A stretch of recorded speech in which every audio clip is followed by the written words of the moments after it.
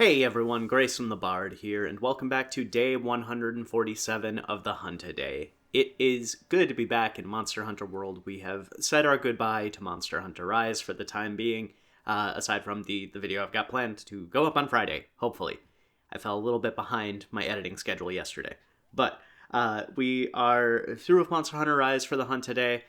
Every other monster we're going to be fighting is going to be either in World, or I've got a couple other monsters in Generations that I want to talk about. I have not even talked about my favorite monster of all time yet. I am saving that for like the last couple days, as well as a late addition to the list that I completely forgot about that I wanted to make sure I added. But I was also looking at my planning sheet today and realized that the next couple days are an accidental Wildspire Waste showcase because every monster I am hunting, the quest I am hunting them in is going to be in the Wildspire Waste. So it's a good map. It's an awesome map. It's an excellent map. Probably my favorite map in Monster Hunter World, just in terms of the mix of verticality and openness that it's not like Coral Highlands, which have some good combat zones and then just a lot of annoying traversal. Even though the area is absolutely beautiful, I feel like Wildspire Waste does the best job of balancing. This is an area where you are meant to fight, and also you can run around here and not feel like you are constrained. But this is not a show where we talk about maps. This is a show where we talk about monsters, and today we're fighting Savage Deviljho. I don't like Deviljho.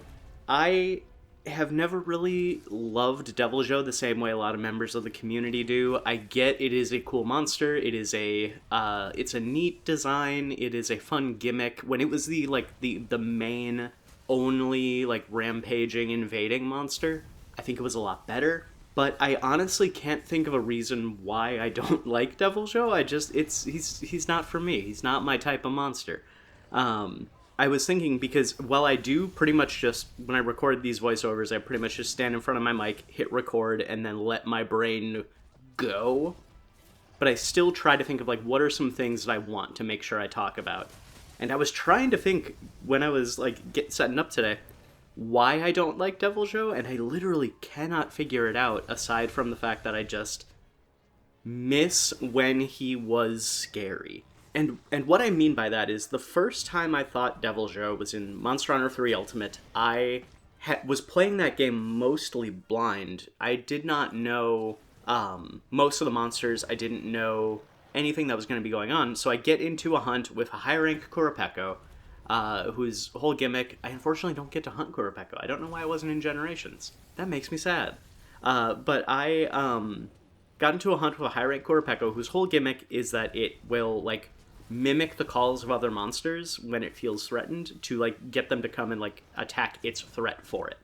And I'm fighting this Kurapeko, and all of a sudden it does a call that I don't recognize. I hadn't heard that one before, and I'm like, oh, something new is going to happen. And then this giant Godzilla pickle demon T-Rex busts through the zone and starts coming at me, and it was a genuine moment of panic where I'm like, oh, this is new, this is scary, this is frightening.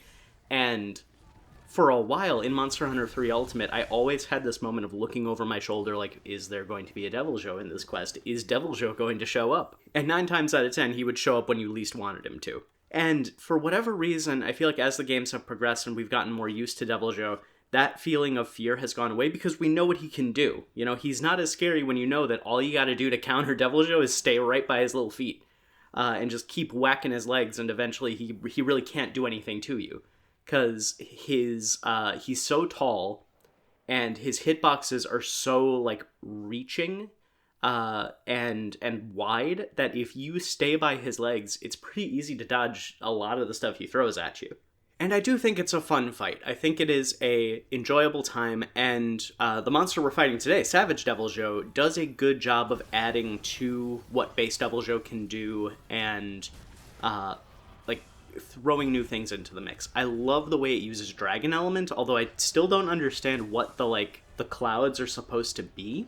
It's just a weird, dragon cloud burp breath that is really fun to be able to dodge and get out of the way of the clouds, and My favorite move that this version of Savage Deviljho has is it will leave these like draconic energy puddles, like smoke clouds on the ground near it, and it will stay in those clouds and it will still like rampage and attack. So you either have to balance, okay, do I go in, take damage from the dragon clouds and get, some more damage in, or do I stay out, stay safe at the cost of damage uptime? I think that's a fun trade-off. Visually, I think they go a little bit overboard with the visuals of like the dragon element all around his face and like shrouded in darkness. I really like how he is more red though. I love the spikes going down his tail, how they are like a blood red color instead of the standard just like pickle green. Oh, and speaking of his tail, it is hard to talk about Deviljho without talking about the single greatest case of community self-gaslighting that the Monster Hunter fandom has ever had, of the urban legend that Deviljho would eat its own tail. It very much like brings back those vibes of, you're a kid on the playground talking about Pokemon and your friend tells you, oh yeah, if you want a Mew, you just have to use strength on the truck north of Cinnabar Island. And you're a kid, you don't have access to the internet, you don't have ways to confirm this besides going to check it. So you're like, oh, that's awesome, that's a cool secret. And the best part about the Deviljho thing is we had access to the internet. We had game facts at that point. There were ways that you could fact check this, and people still had this incredibly ingrained belief no. If you cut off Deviljho's tail and it gets hungry, Deviljho will go and eat its own tail. And people are like, no, I saw it happen. There were videos of it. And the videos of it were very cleverly constructed ruses, but it was amazing how far this rumor spread and how long it persisted. It wasn't until a couple years ago that people really started digging into it and trying to fully prove it and test it. And I'm pretty sure there's still people who are like, no, I'm pretty sure Deviljho still eats its own tail. I don't know if Deviljho is going to show up in Monster Hunter Wilds. I think he will. I'll do my will this monster return thing now. I think Deviljho is likely for Wilds. It's a popular monster. It fits with I've been thinking about this a lot lately with how Wilds is trying to do a full ecosystem and stuff like that, and Deviljho being this vulture apex, this vulture scavenger that runs around just clearing house, would be a good fit for what Wilds is trying to do. It would be awesome to see a Deviljho roll up on a herd of Doshaguma, and all of them just try and hold Deviljho back as it is tearing through them. That'd be great. I think Deviljho is gonna fit. I would like to see Deviljho back, even though he is not my favorite monster, just because I think he would work really well in Wilds. But again, I want to remind everyone, especially now that we are only 10 days away, I am spoiler-free on Monster Hunter Wilds, aside from what was seen in the release date trailer. So the trailer back in September, not the release trailer, because I know there was a recent trailer they call it a release one.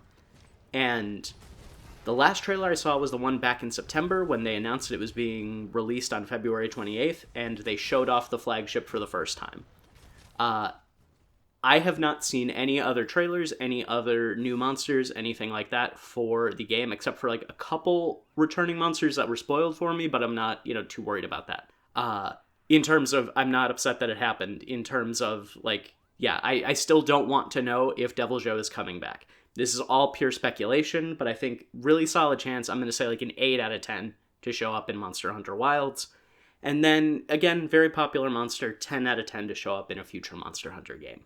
I don't remember what I was saying before I went into my Wilds talk. I'm sitting here thinking okay, there was a point. There was a reason I interrupted myself to do my Wilds ranking now. Don't ramble, kids. This is what happens when you let your mouth move in front of your brain. I'm just going to keep going and hope I accidentally circle back to it. While I was talking about Wilds, I think the greatest thing that Monster Hunter World introduced in terms of Deviljho is the fact that it will pick up littler monsters and swing them around and use them like a bludgeon to try and attack you. I forgot about this until a couple weeks ago, I was hunting in the Guiding Lands, and Savage Deviljho picked up an Ebony Odogaron and started swinging it at me like a club, and had the Ebony Odogaron in its mouth for like a solid minute and a half. And I'm pretty sure, like, for the first part of it, the Ebony Odogaron is like struggling, trying to get out, and then eventually it just kind of gives up and is like, oh, I guess this is just happening. It happened in this hunt, and I'm almost disappointed that I freed the Kuluyaku very quickly in its onslaught, because I wanted to see I love this dumb chicken. I love Kuluyaku so much. I would have loved to see like Deviljho swinging it around trying to hit me with it. It's great. It is one of the coolest moves, and it alone endears me to the monster more than anything else in the monster's history. For the life of me, I cannot think of what I was going to say before I went into Wilds. I think Deviljho's a good fit. I think he is going to be in the series. I would love to see how it interacts with herd monsters, with like having a group of Doshiguma or something, like trying to hold it off. It's a monster that makes sense to see like traipsing about and causing trouble. And I think they would do a good job. I think this was it. I think they would do a good job of making it threatening again. Just because of like how many monsters you have on screen at the same time, it could easily become a clusterfuck with a Deviljho in the mix. And that's, I think, the main thing I want, is I want to be afraid of Deviljho again. Pretty sure that was it. I am going to be wrapping up the ramble here for today, though. Thank you all so much for watching. Please stick around until the end of the hunt if you can. Like, comment, and subscribe if you want to. Don't if you don't. And until next time, I'll see you next time.